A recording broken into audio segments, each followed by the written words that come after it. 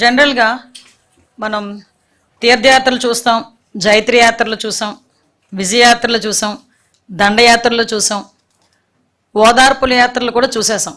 ఆఖరికి ఇప్పుడు జగన్మోహన్ రెడ్డి గారి తాలూకా జైలు యాత్రలు కూడా మనం చూసే పరిస్థితి ఈరోజు కనిపిస్తూ ఉంది.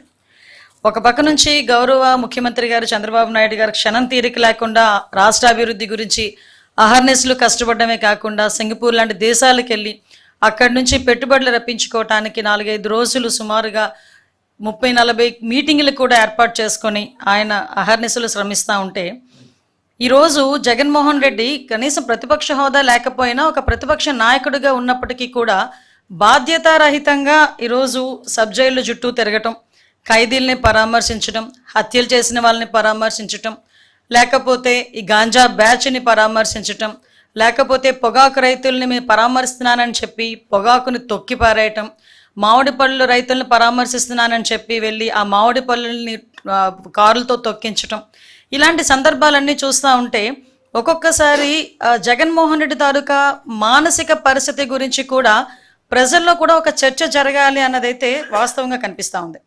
ఎందుకంటే ఇప్పుడు మనం చూసేసరికి సాధారణంగా అండి, పబ్లిక్లో ఎవరైనా మహిళల మీద నీచాతి నీచంగా మాట్లాడిన నేతలపై అతను ముఖ్యమంత్రిగా ఉండేటప్పుడు ఏ రోజు కూడా చర్యలు తీసుకోలేదు. పైగా అతను కూడా వెకిలిగా నవ్వే పరిస్థితులు కూడా కనిపించినాయి.